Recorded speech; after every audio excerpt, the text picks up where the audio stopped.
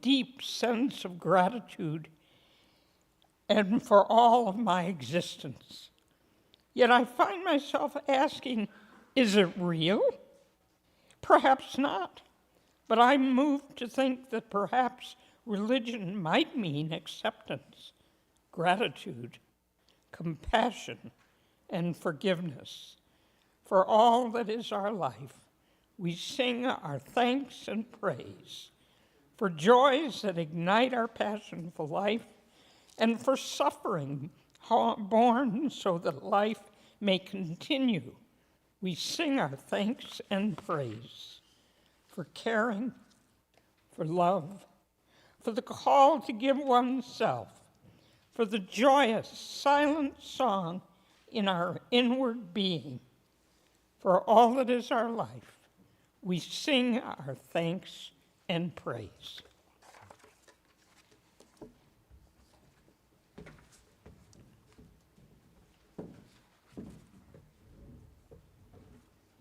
Please rise now, as you are willing and able, for our opening hymn, 1058, Be Ours a Religion.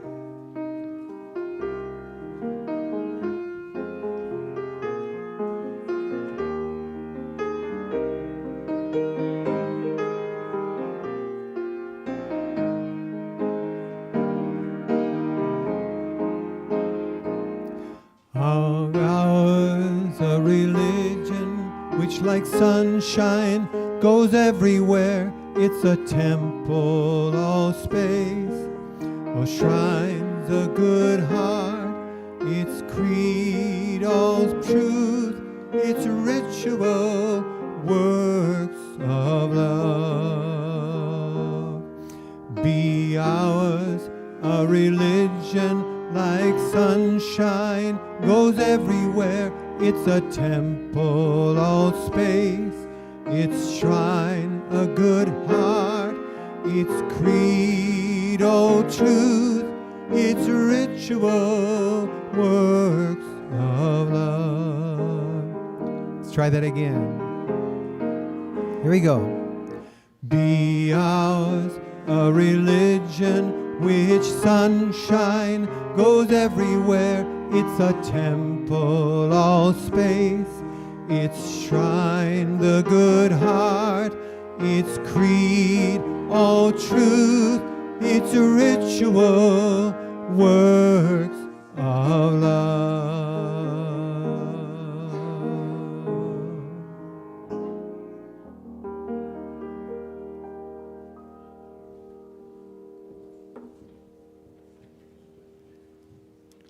It is now time for our story for all ages, and Kiki Wiley is here to help with that story. So kids, come on down to the carpet, and Gary, would you help Kiki?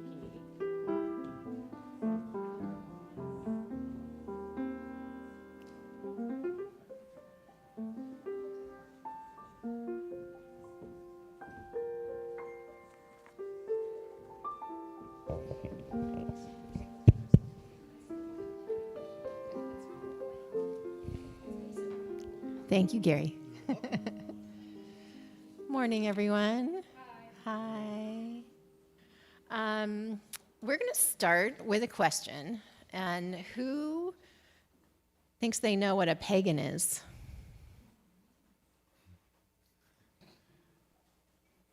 Any guesses? Go ahead.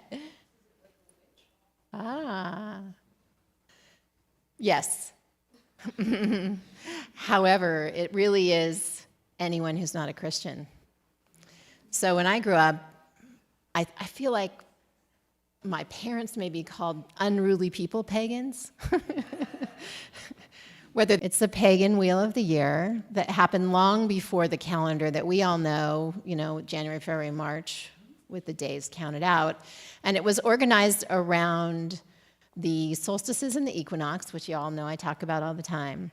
And in between the solstices and the equinoxes were very important dates. So the date we're talking about today is called Samhain. It's spelled Samhan in various different ways, but it's pronounced Samhain. And it traditionally occurred their first full moon out after the day that was between the fall equinox and the winter solstice. And the reason that it was on that first full moon was because no electricity. So people had to get their party on, and they needed the light of the moon to do so. And we hear a lot about all these ancient festivals having to do with harvest, the harvest festivals, Thanksgiving. But this one has to do with a time that's called transhumance. So there's another new word. Any guesses on what transhumance means? So transhumance means transport and across the earth. So transhumance was and is the time at this time of year when all the animals needed to be herded up and brought into safekeeping. So whether that was in a paddock, and in ancient times, a lot of people lived in the house with their animals during the winter because otherwise the animals wouldn't survive. So you got to have your little sheepies and goats in the house with you. And in those days, and still sometimes now, people just let their animals go free in the spring. So they would just be like, get out, go eat some grass, I'm tired of feeding you. And so this time, Samhain and transhumance was when they went out into the wilderness, into the fields, the meadows, the forests, and found their animals and brought them back. And this was the whole entire community did this. And it still happens places today. But this is what it looks like. So they go gather up all the animals, herd them into the same one corral, and then the elders of the community, who I guess spend a lot of time getting to know their animals, get together in the center, and they're like, that is my horse, that is my sheep, that is my cow, that's my family's, my tribe's, whatever. And very little fighting ensued, and then during that time, they would also teach the younger folks how to figure out and sort the animals. So it does still happen places in the world, and you can participate. So this is a picture I took in Iceland in 2019 at the transhumance of the horses. Now they separate the transhumances, so you do horses first and then sheep later and cows somewhere in between. But the people in Iceland still release their animals into the wild. It's a pretty small country, and collectively herd them. But if you want, it happens in October, you can take a trip and participate in it, as I got to do, which was super fun. There was a lot, and still is, a lot of feasting, games, dances, and flirting, as afterwards people would go their separate ways and may not see each other for 6 months. And some people might not survive the winter. That was a very real occurrence in those days. And while they were out and about, they gathered apples. When apples grew wild, they were ready to harvest right at this time. And apples are a wonderful fruit in that you can eat them fresh, you can cook them and store them, and you can dry them. So it really provided a lot of sustenance for over the winter, the dark days. But they were also used for games and divination. So something like bobbing the apples. Do kids still do that? It seems very not COVID friendly. Okay. And divination, if you take an apple and you cut it through the middle, not the way you normally cut it, it gives you the 5-pointed star. And that was considered a holy symbol, and so the apples were considered holy, and we see them appear in the Bible, right? So... Okay, so Samhain belonged to, Samhain was the day between the old year and the new year. The ancient people thought that the day started when the sun set, so it's kind of a trick for your mind to think about the day begins when it becomes dark. And they also thought the year began when it became dark. And the day of Samhain was this day in between. You had the half of the year that was light and the half of the year that was dark, and this in-between day, and on this in-between day was when the people who had passed away could go to their next life. But when those gates opened, spirits came out. Spirits and fairies and ancestors and everybody could come out and take a twirl around.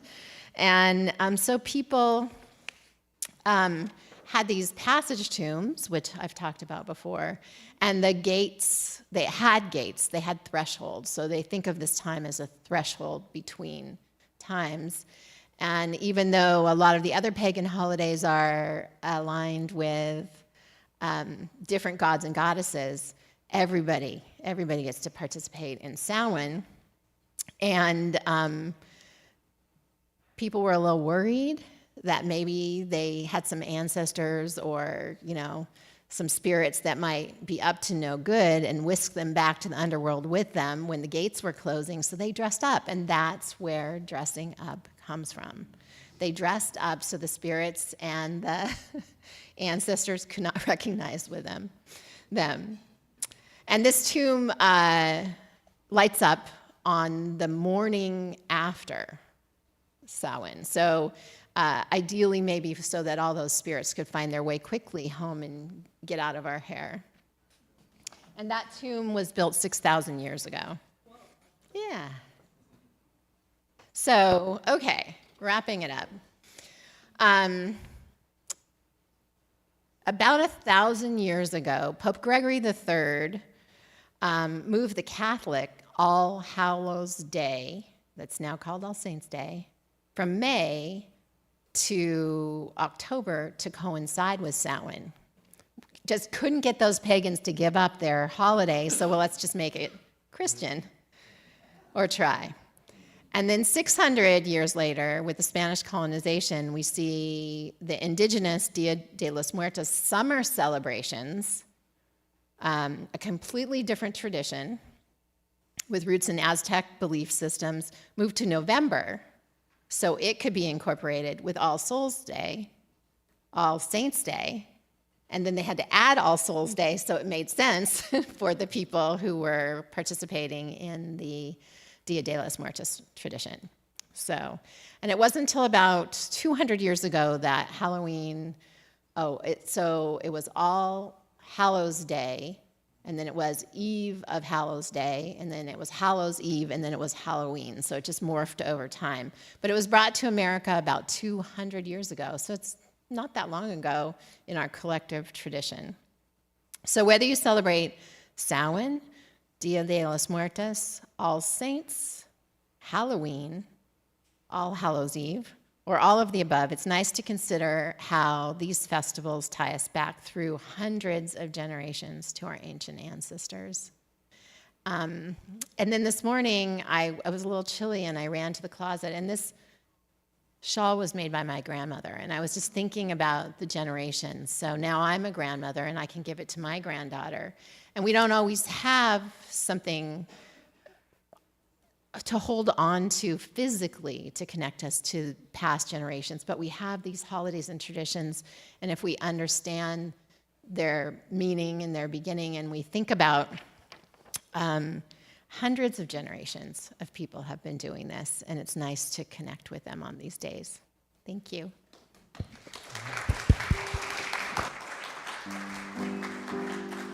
Go now Sing in out the peace. kids. Go now in peace. May the spirit of love surround you everywhere, everywhere you may go.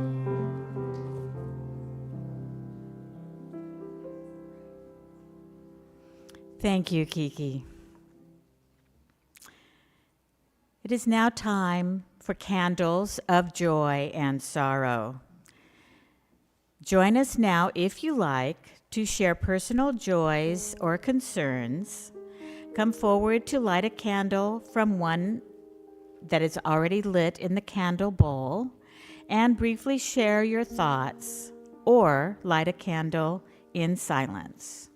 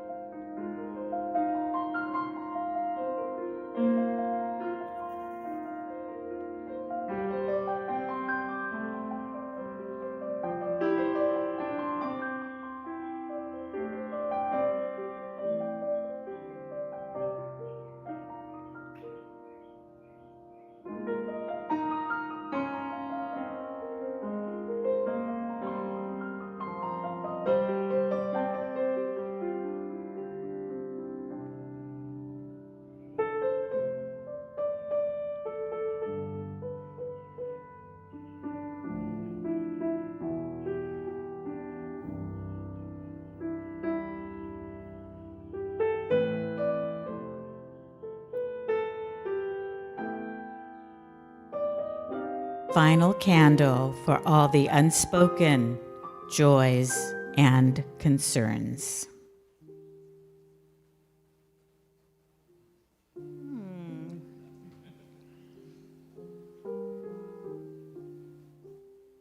Or not.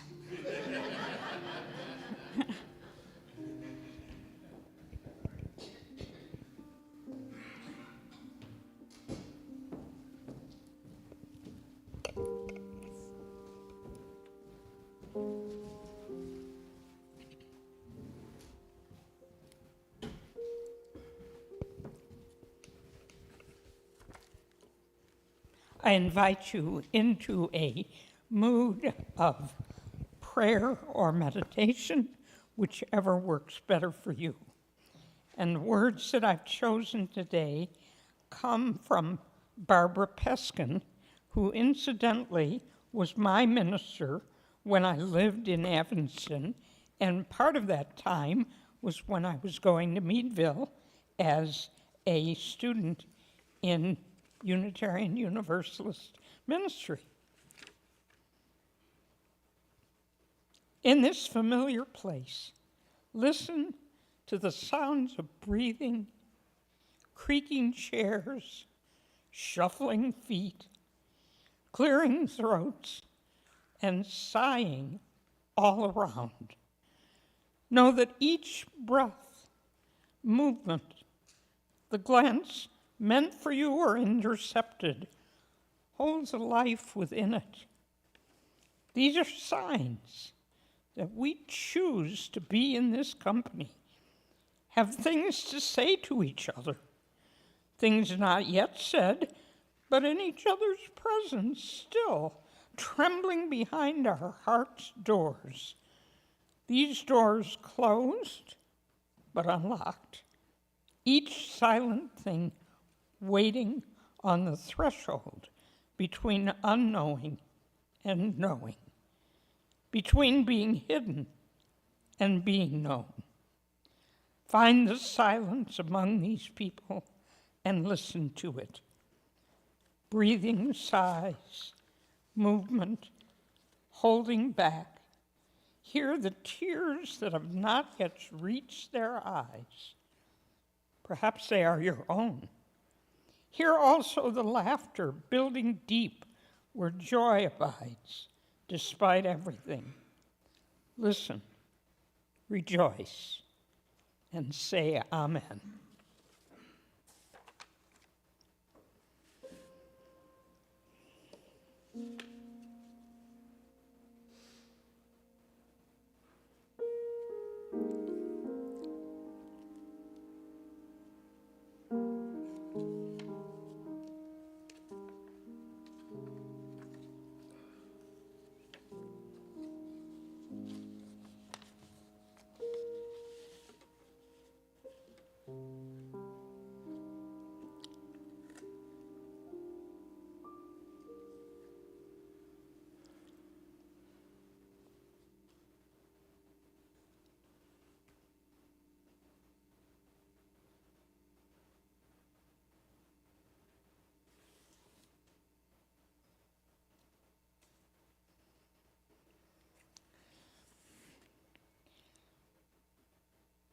For our reading today, I was very clever, and I picked some words entitled joy, but I was evidently overwhelmed by the coincidence of that in my sermon title because I forgot to write down who wrote them, and then I couldn't find it. So, joy, by some unknown but worthy UU sympathizer.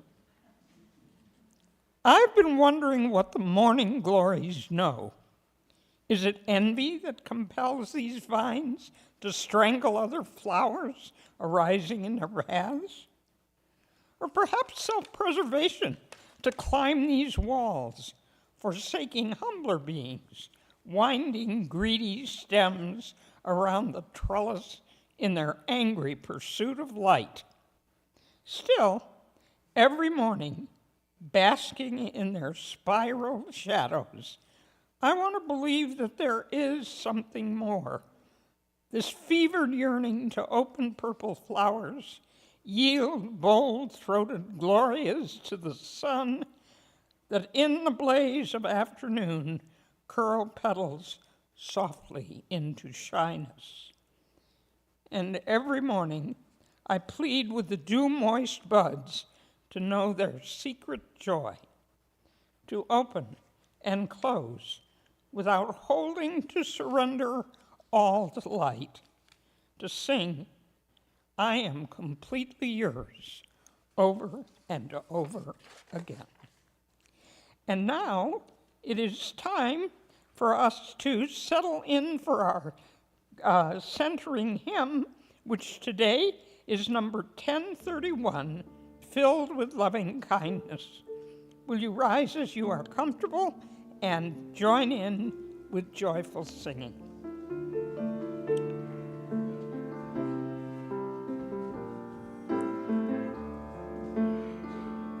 May I be filled with loving kindness.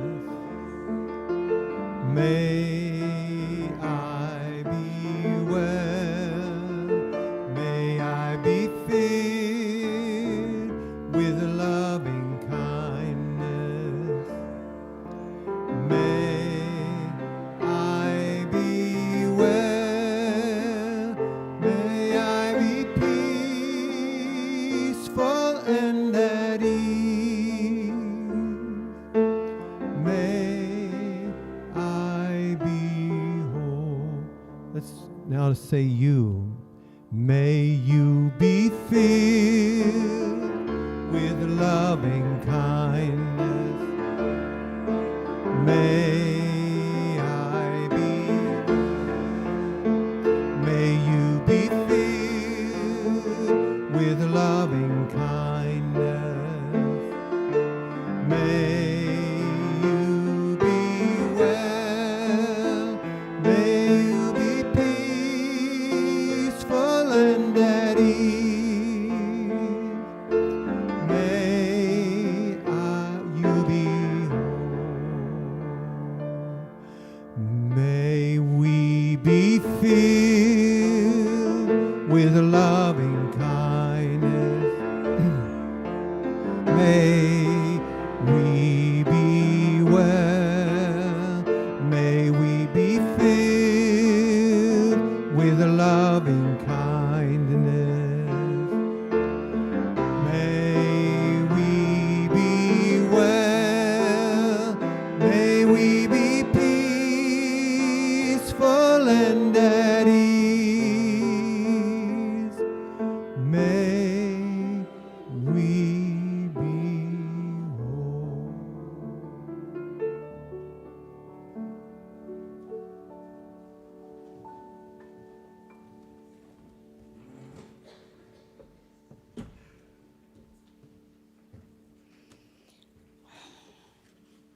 When I first thought about this sermon, I was thinking of happiness and creating happiness.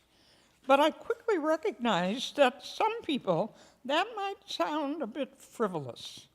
And while I do think happiness is an important element to have in our lives, I decided that joy was actually a better word to indicate how important I believe it to be. You see, a couple of years ago, when I considered what I was doing to change the world I live in for the better, I realized that for those of us who have justice as an important marker of our world, we're in a bit of trouble. Because the truth, at least as I understand it, is that we can't effect a real change in our world when we mean the ways our society treats the others that they identify as different. It's too big a situation or problem to actually turn it completely around. And if we define our mission as something like ending racism as a discriminatory element of our society, we will definitely fail.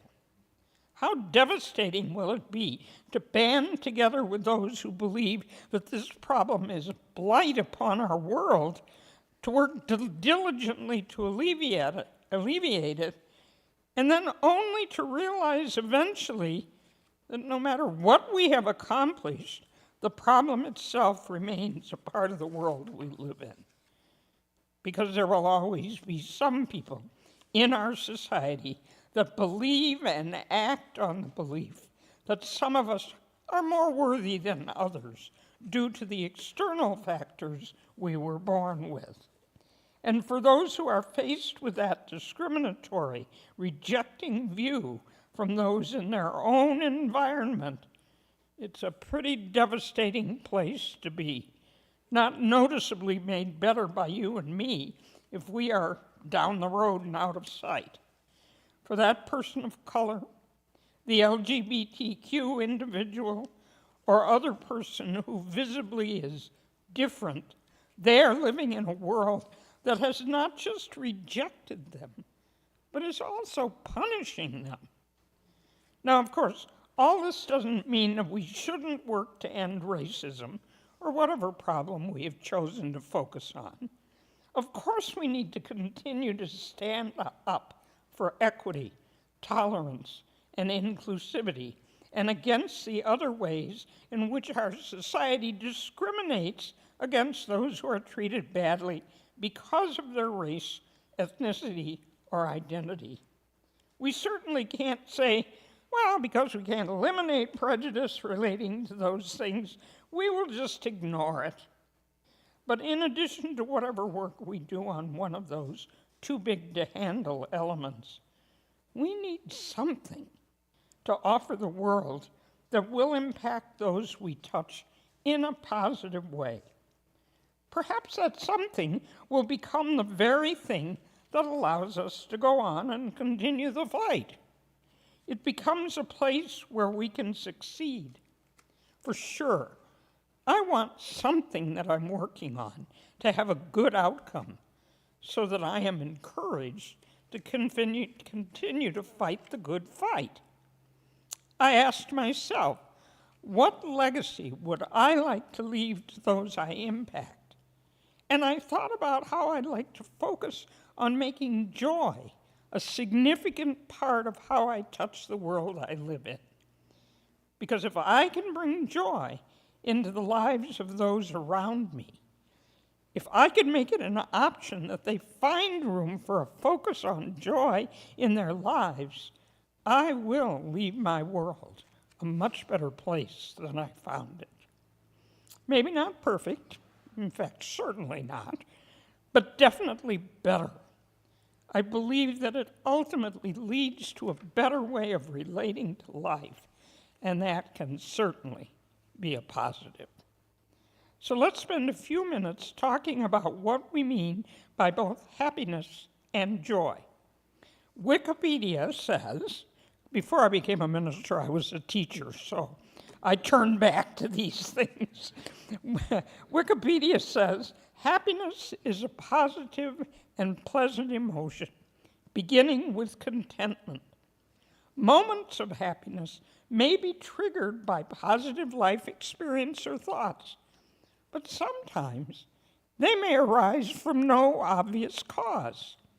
The level of happiness for longer periods of time is more strongly correlated with levels of life satisfaction, subjective well-being, and flourishing.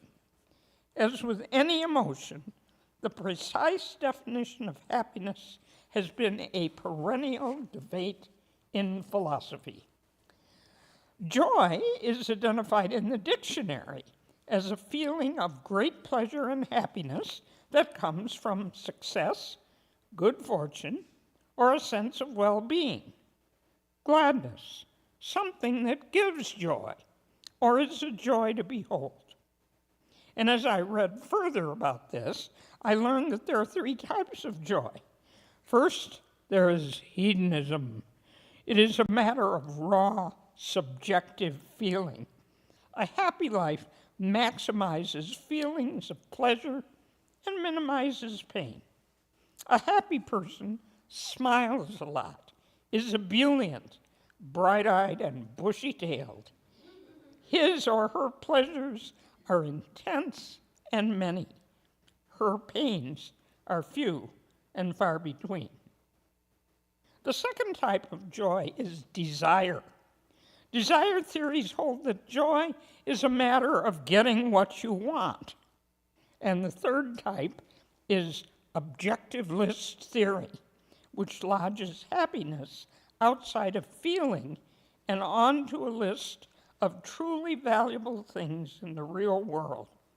It holds that happiness consists of a human life that achieves certain things from a list of worthwhile pursuits. Such a list might include career accomplishments, friendship, freedom from disease and pain, material comforts, civic spirit, beauty, education, love, knowledge, and good conscience. And the authors I read, that was Martin Seligman and Ed Roisman, said, our theory holds that there are three distinct kinds of happiness: the pleasant life, the good life, which is engagement, and the meaningful life. The first two are subjective, but the third is at least partly objective and rests in belonging to and serving what is larger and more worthwhile than just the self's pleasures and desires. In this way, authentic happiness, or joy, synthesizes all three. The pleasant life is about happiness in hedonism's sense. The good life is about happiness in desire's sense. And the meaningful life is about happiness in objectivist sense. So at this point, I'm going to use the two terms, happiness and joy, as one and the same. In fact, I found when I was composing this part I just finished that the people talking about joy actually use the word happiness more of the time than joy. At any rate, you're welcome to distinguish between them if you prefer. And my question for all of us centers on how do we get it for ourselves, and then how do we pass it on to those around us? Because I want you to know that this isn't just a self-serving and selfish situation that I'm telling you about, so you can have a happier life. It's a serious suggestion for a kind of social justice work that I think will pay great dividends in the general workings of our society. And I really do believe that it will be more successful than a lot of the anti-racism discriminatory work we are doing. Or at least it will feel more successful as we make it an ongoing part of our lives. So the next issue I felt I must focus on is how I understand joy in my own life. Why do I believe it's important? I certainly can't expect you to convince yourself. I can't expect to convince you or anyone else that joy is important to living life in a good way if I don't understand it in my own life. So I'm going to start from the belief that we are all entitled to joy in life and living, and within reason, we do get to decide what joy is for us. We don't have to accept someone else's different elements. And I guess I need to state here and now that I do believe happiness is a choice for each of us.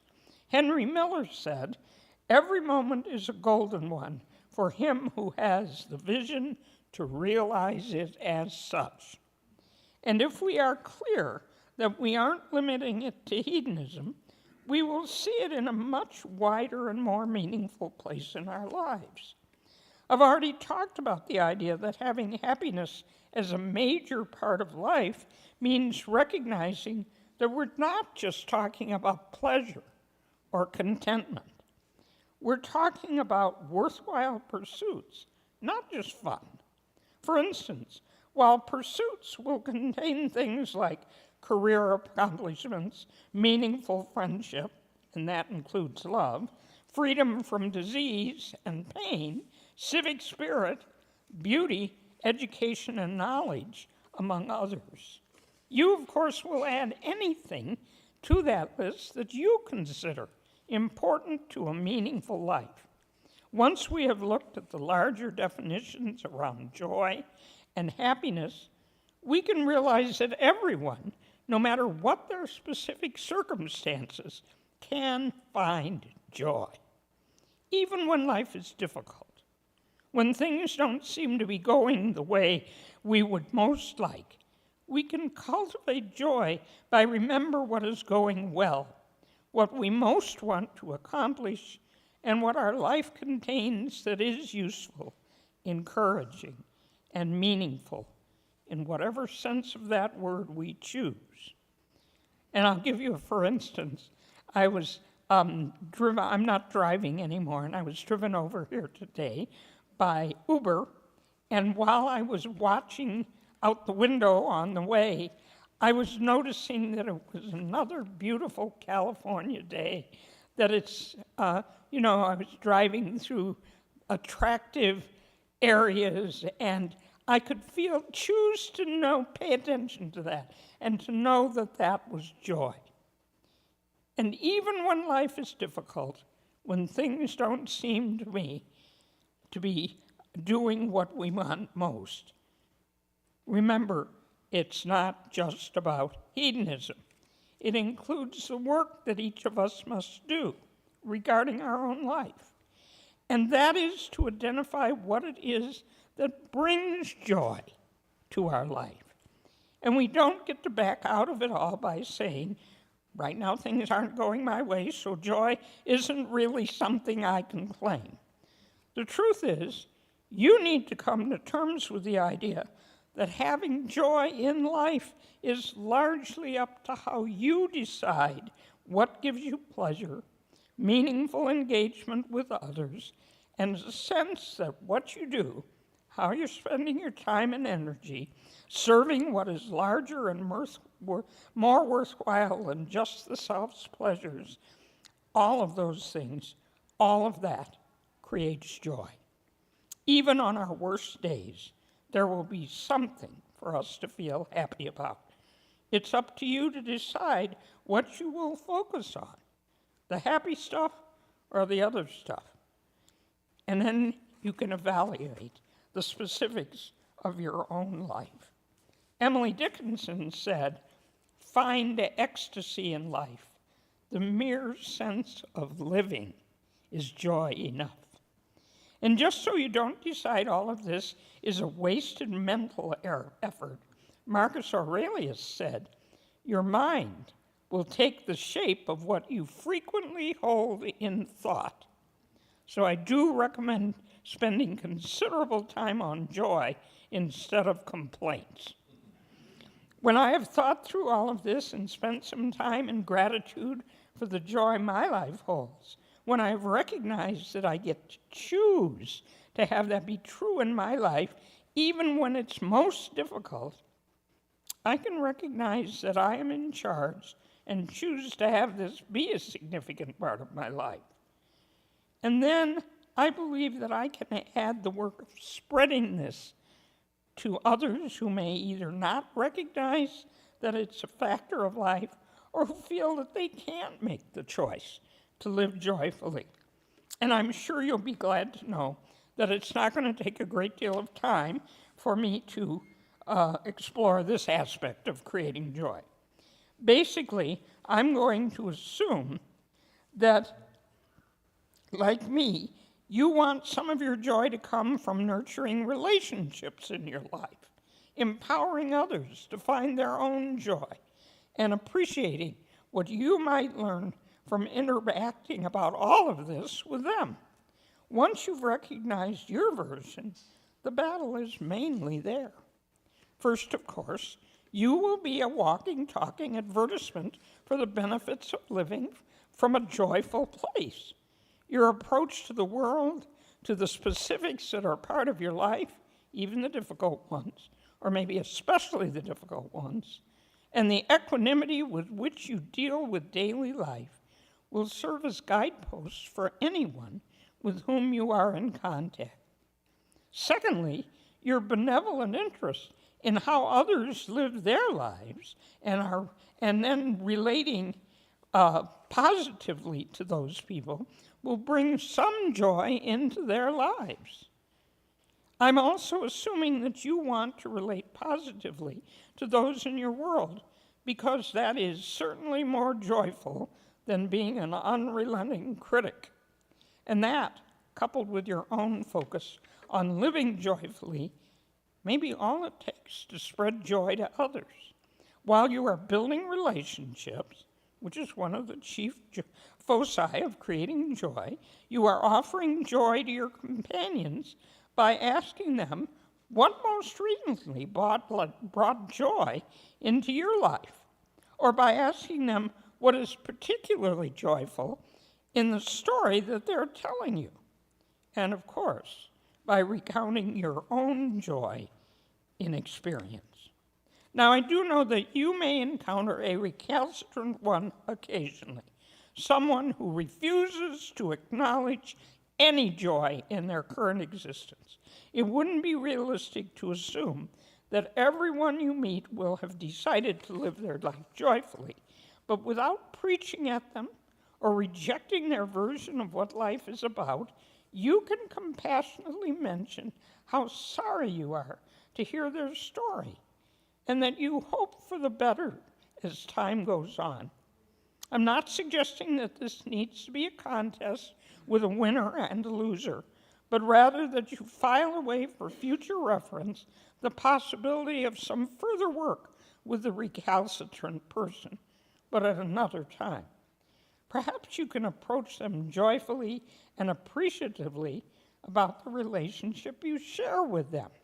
Just remember, if someone is determined to see the world in the most negative way, possibly arguing with them won't make you a winner. So I believe that we can all serve as ambassadors for a joyful life, but ultimately it will be up to that other person to decide what they too would like. We can choose to live joyfully. We can spread happiness, and that happiness allows us to welcome the work that must be done. And we can compound all that joy by sharing it with those around us. Thank you.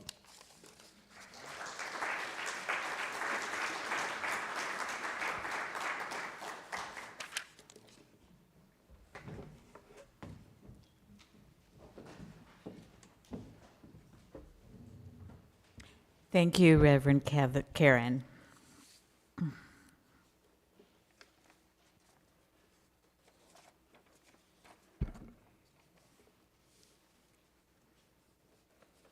It is now time for our offertory.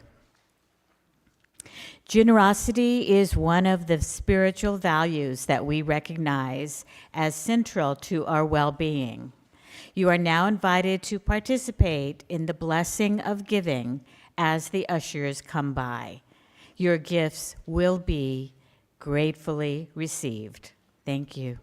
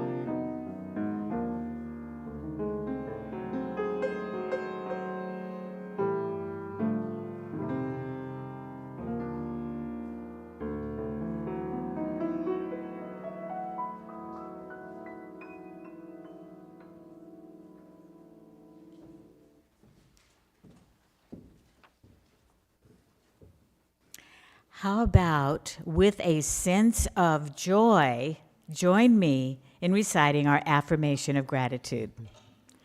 Let us be grateful when we are able to give, for many do not have that privilege. Let us be grateful for all those who share their gifts, for we are enriched by their giving. Let us also be grateful even for our needs, so that we may experience the generosity of others. Please stand as you are willing and able for our closing hymn, Surprised by Joy.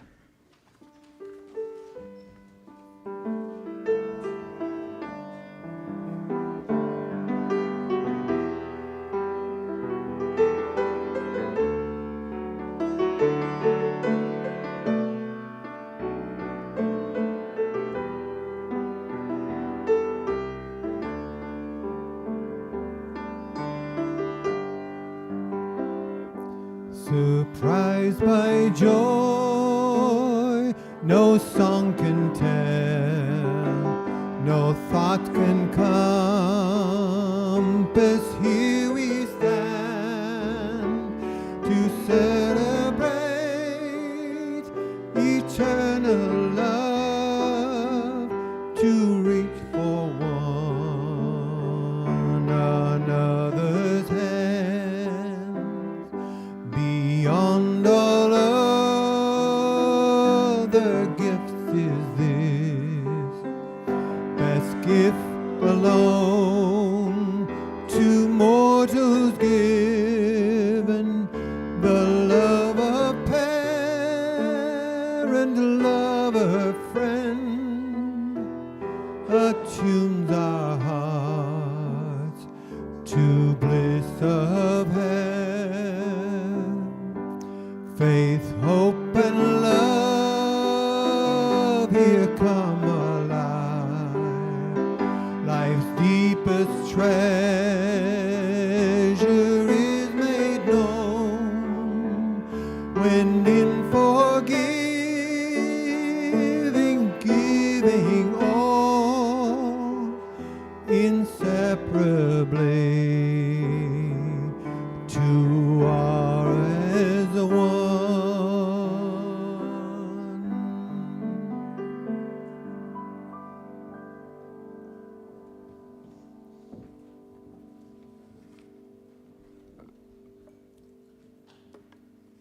Let us remember, in closing, that this church is dedicated to the proposition that behind all of our differences and beneath all of our diversity, there is a unity that makes us one and binds us forever together, in spite of time and death and the space between the stars.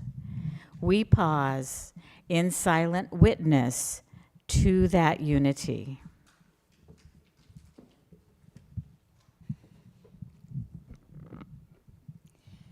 May the blessings of love be upon you. May love's peace abide with you. May love's presence illuminate your hearts now and forevermore. So be it. Amen. Shalom. Salam. Namaste. And blessed be. And now our service truly begins. And please be seated for our postlude. Welcome, Danny. That's quite a bodysuit you have on there.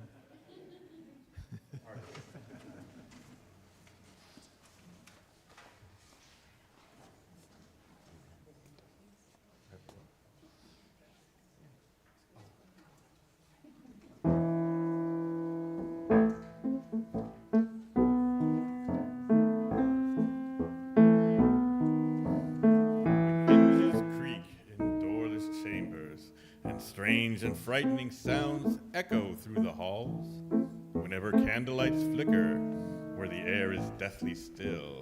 That is the time when ghosts are present, practicing their terror in ghoulish delight.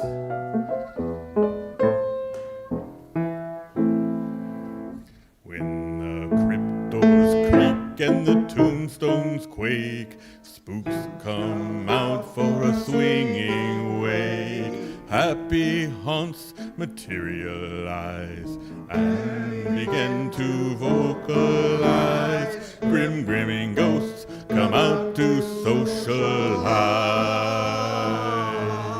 Now don't close your eyes and don't try to hide, or a silly spook may sit by your side, shrouded in a daft disguise.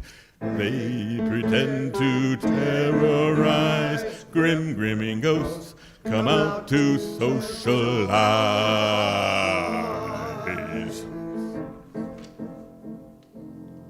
As the moon climbs high o'er the dead oak tree, spooks arrive for the midnight spree. Creepy creeps with eerie eyes start to shriek and harmonize. Grimming ghosts come out to socialize. When you hear the knell of a requiem bell, weird glows gleam where the spirits dwell. Restless bones, ethereal eyes, rise as spooks of every size.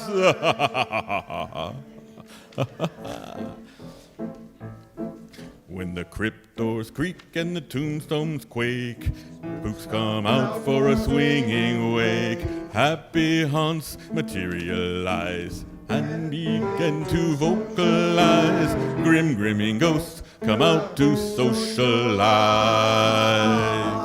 Now don't close your eyes and don't try to hide, or a silly spook may sit by your side, shrouded in a daft disguise. They pretend to terrorize. Grimming ghosts come out to socialize.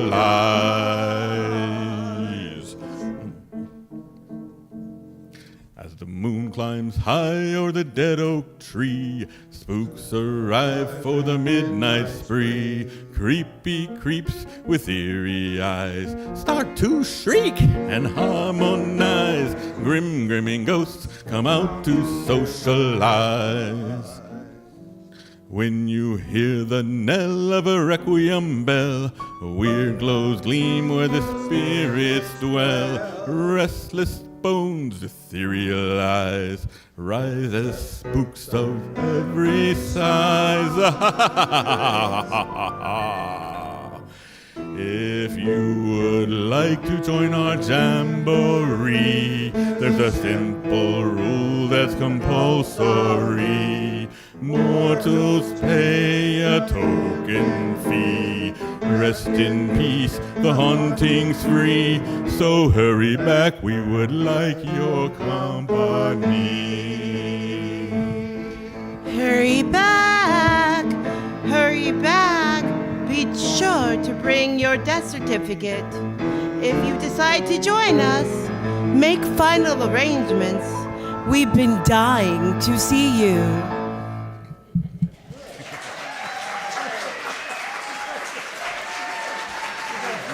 That's right, yeah.